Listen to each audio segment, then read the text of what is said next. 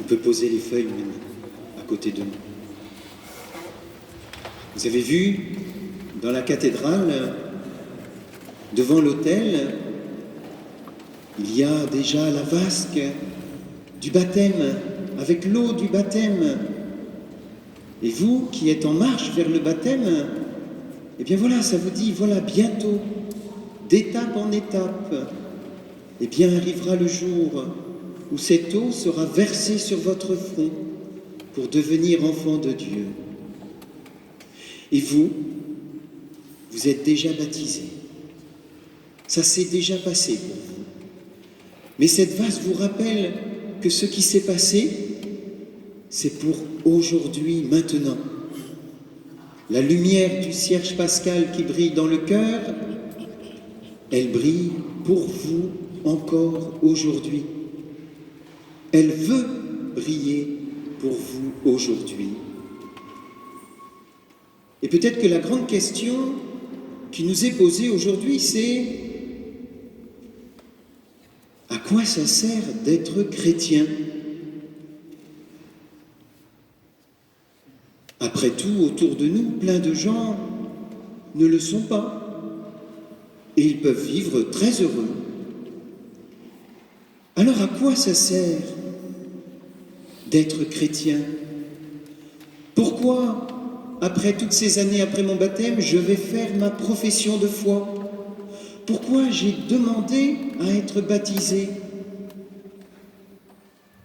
Ça vaut le coup de se poser la question. Je ne sais pas si vous l'avez partagé à vos camarades de classe. Aujourd'hui, ça allait être un jour super important. On l'a peut-être partagé à quelques-uns, quelques-unes de nos amis, mais peut-être pas à tous. Alors que si on avait été sélectionné pour la finale de The Voice Kids ou pour la finale nationale de basket de ceux de mon âge, ben là je leur ai dit à toute ma classe, et j'espère que vous pourrez venir, parce que ça va être super important.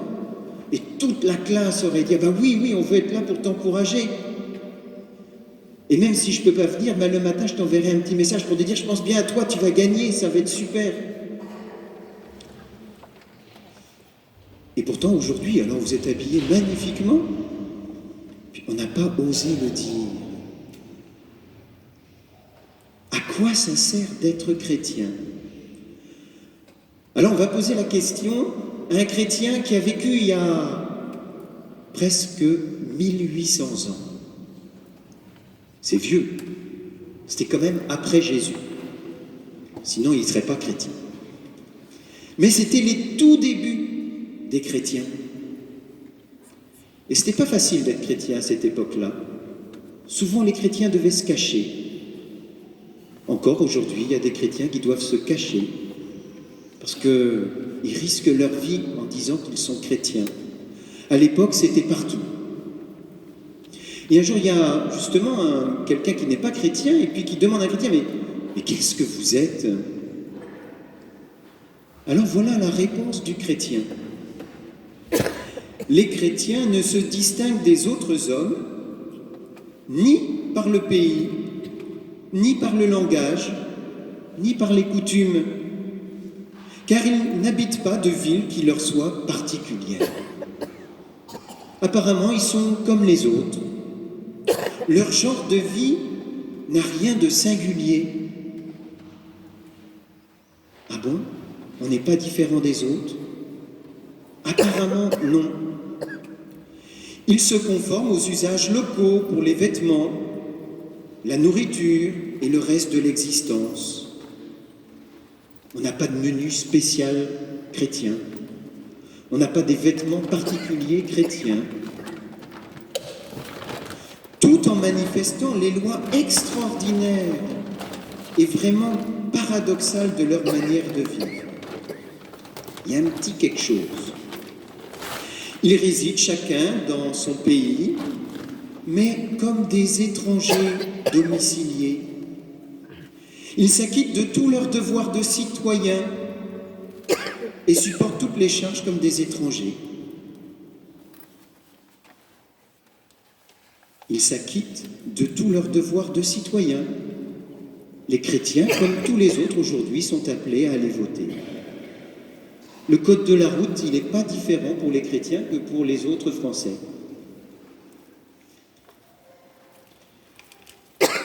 Toute terre étrangère leur est une patrie, et toute patrie leur est une terre étrangère. À la fois on est chez nous, mais en même temps, c'est pas tout à fait notre vrai chez nous. Ils se marient comme tout le monde, ils ont des enfants, mais ils n'abandonnent pas leur nouveau-né. Ils prennent place à une table commune, mais qui n'est pas une table ordinaire. Alors qu'est-ce qu'ils ont? Ils passent leur vie sur la terre, mais ils sont citoyens du ciel. Notre pays, notre maison, c'est le ciel, c'est Dieu. Ils obéissent aux lois établies et leur manière de vivre est plus parfaite que les lois. En un mot, ce que l'âme est dans le corps, les chrétiens le sont dans le monde.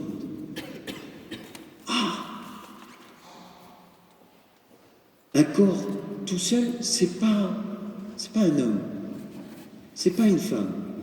C'est parce qu'il y a une âme qui le rend vivant, qui le rend capable d'aimer que, c'est vraiment quelqu'un. En un mot, ce que l'âme est dans le corps, les chrétiens le sont dans le monde. L'âme est répandue dans les membres du corps, comme les chrétiens dans les cités du monde. L'âme habite dans le corps, et pourtant elle n'appartient pas au corps, comme les chrétiens habitent dans le monde, mais n'appartiennent pas au monde. Un corps sans la vie, c'est un cadavre. Et les chrétiens, ils sont dans le monde comme l'âme qui donne la vie. Mais l'âme, on ne la voit pas. Et pourtant, sans elle, il n'y a pas de vraie vie.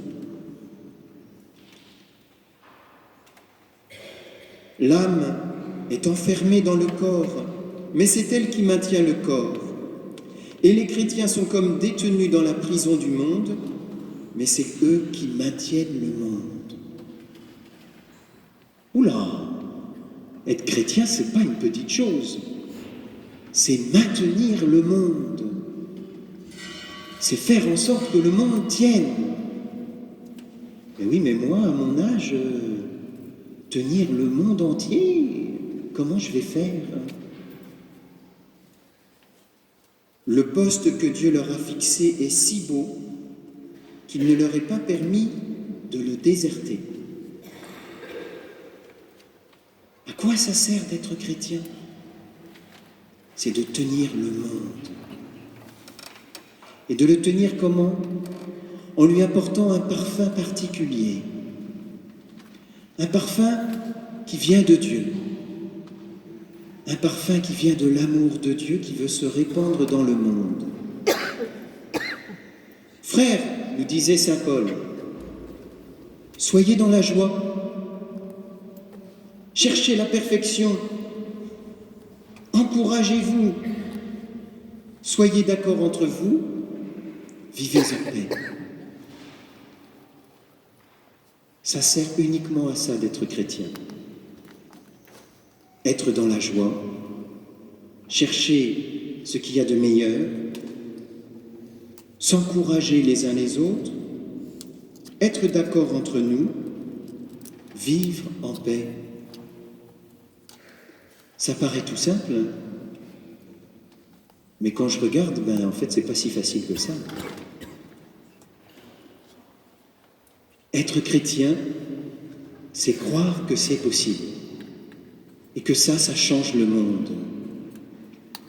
Nous fêtons aujourd'hui la Sainte Trinité, le mystère de l'amour de Dieu qui est un amour tellement grand qu'il se partage entre trois personnes, le Père, le Fils et l'Esprit Saint. Vous connaissez Sainte Thérèse de l'Enfant Jésus? Ça vous dit quelque chose? Elle a vécu au XIXe siècle. À 15 ans, elle est devenue religieuse. Elle s'est enfermée dans un couvent. C'est bête, hein. Au moment où la vie commençait, elle s'enferme derrière des grands murs. Et elle est morte à 24 ans. Ben pourtant, elle est connue dans le monde entier. Et elle n'a pas d'agence de com. Hein. Ça s'est fait tout seul, bizarrement. Elle a maintenu le monde et elle continue à maintenir le monde dans l'amour. Alors qu'est-ce qu'elle a fait? En la fête de la Sainte Trinité, elle a découvert cet amour immense de Dieu. Et elle a découvert que cet amour, en fait, il n'était pas connu. Et que l'amour qui est en Dieu, il peut changer le monde. Et que la seule chose qui compte, c'est si j'ouvre mon cœur à l'amour de Dieu,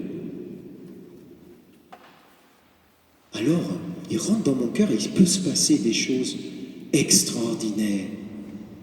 Être dans la joie, chercher le meilleur, s'encourager, être d'accord entre nous, vivre en paix. Dieu rend ça possible dans mon cœur. Alors, 2 petites histoires avec Sainte Thérèse de l'Enfant Jésus. Elle a 15 ans. 1 an après, elle est dans son couvent. C'est le soir, un hiver. Il fait nuit.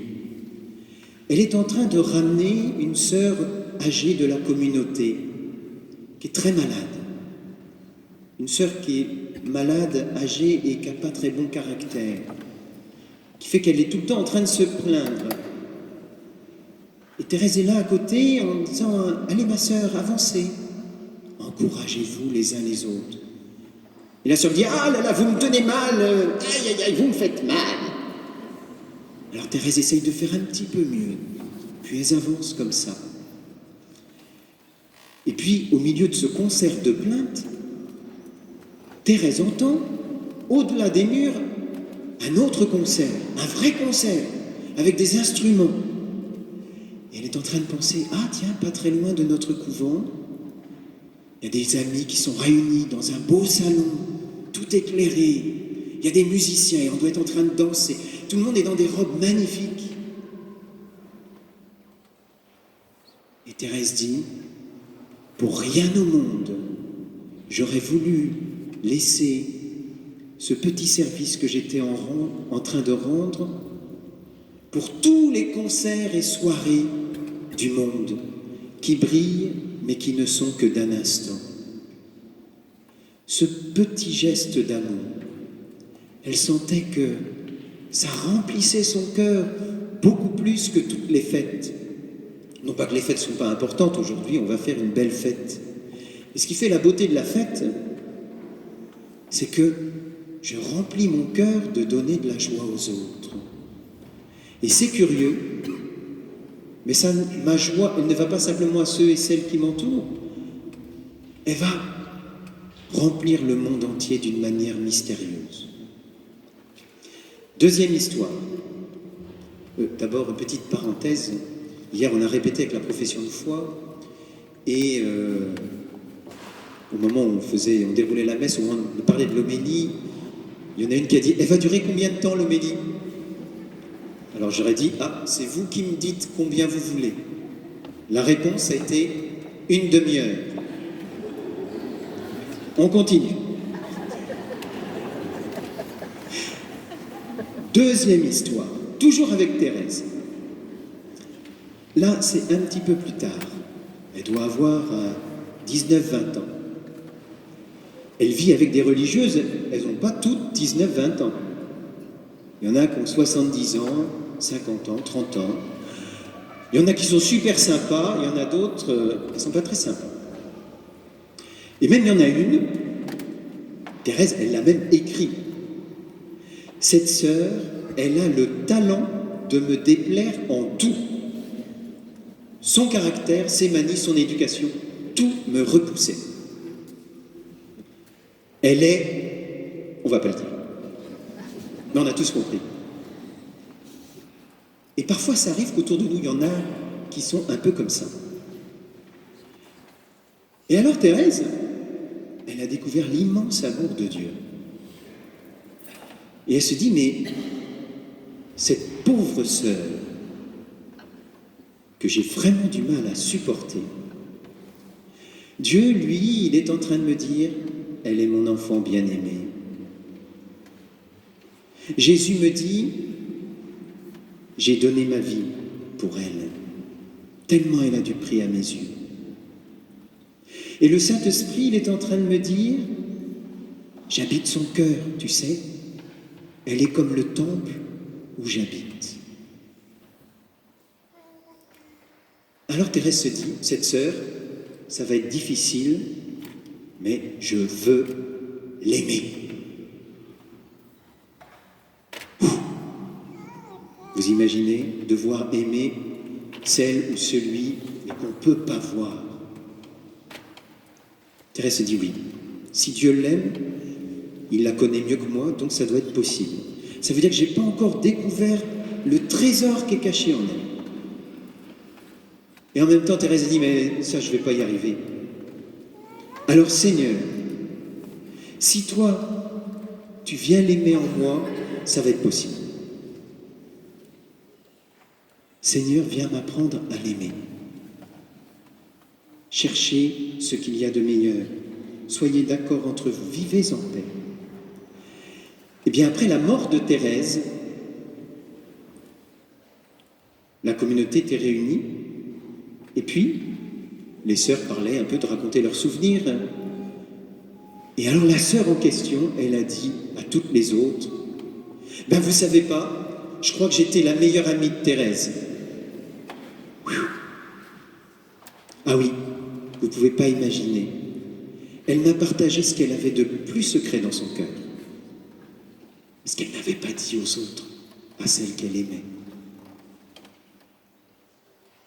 Et pourtant, je sais très bien que j'étais pas facile à aimer.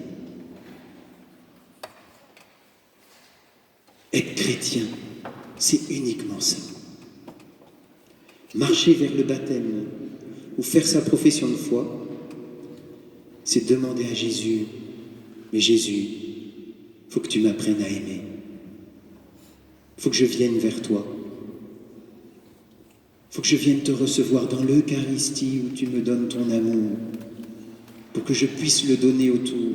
Faut que je prenne le temps de prier, d'être ce petit moment d'amitié avec toi, où tu transformes mon cœur. Faut que je prenne le temps de venir te connaître dans l'Évangile. Et c'est pour ça que maintenant, ceux de la profession de foi vont recevoir l'Évangile, ce livre de l'Évangile. Ne le rangez pas tout de suite au fond de la chambre. Mettez-le près de votre lit. Et de temps en temps, ouvrez-le pour dire, tiens Jésus, comment tu ferais à ma place? Comment tu faisais avec les gens? Et petit à petit, notre cœur commence à ressembler à celui de Jésus.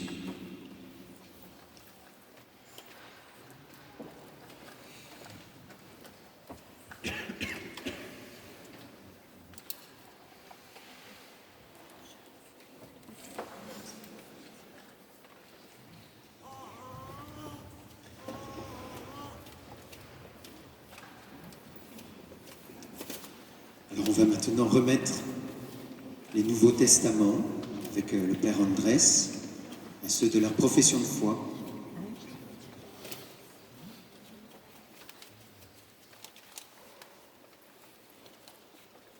Dorian.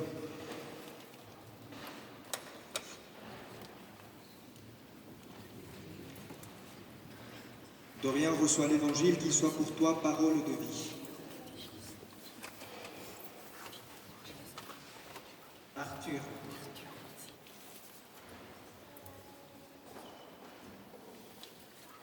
Reçois l'Évangile, qu'il soit pour toi parole de vie.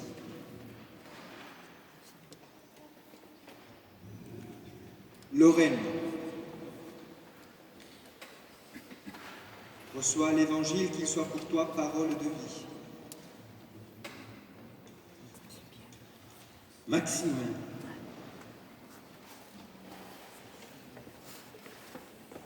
Reçois l'Évangile, qu'il soit pour toi parole de vie.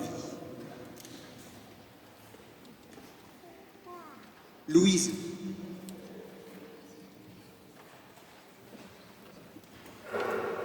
Reçois l'évangile, qu'il soit pour toi parole de vie. Léa,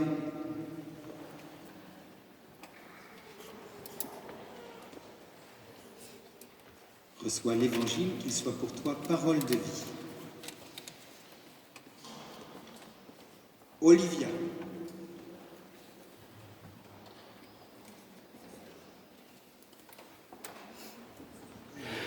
reçois l'évangile, qu'il soit pour toi parole de vie. Lucie,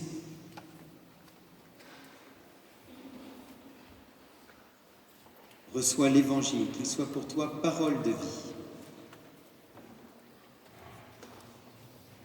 Camille,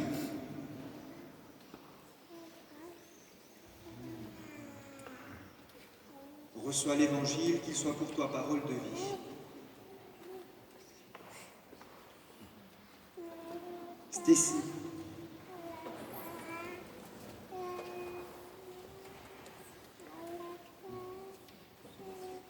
reçois l'évangile, qu'il soit pour toi parole de vie. Louane,